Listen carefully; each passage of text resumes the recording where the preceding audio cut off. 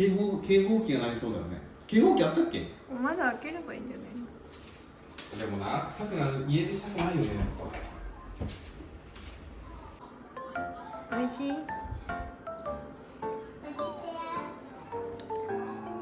カッパ隊長。台風なんだけど。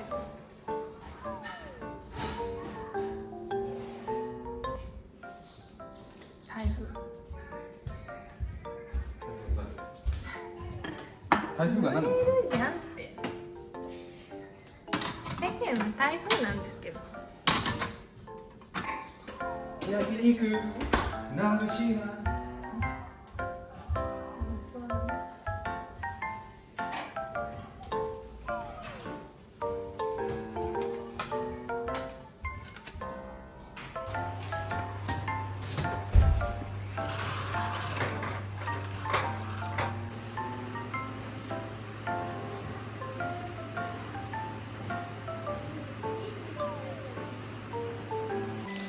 バリうまそう。やばいね。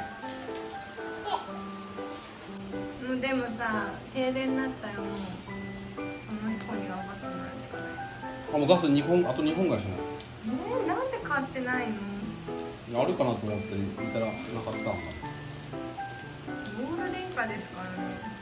電気止まったらなんでタクマルもあるし、全然余裕よ。ボンベがないとダメじゃん。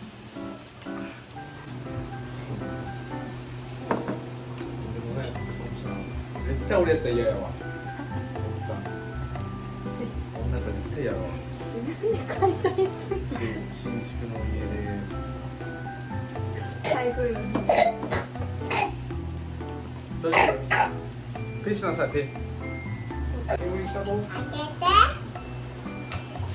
たい。それじゃもう帰れない。ファイヤーしてる。ファイヤーしてる、やばいやばい。ファイヤーしてる。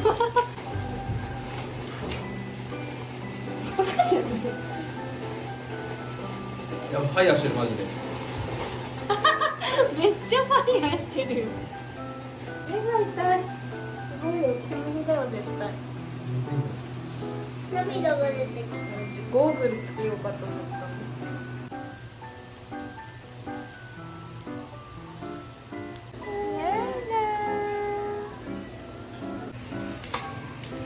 なんかでもさ、美味しそうにね。パパジャリってる。そっから食べるからね。だからね。切ってない、すごいと思う。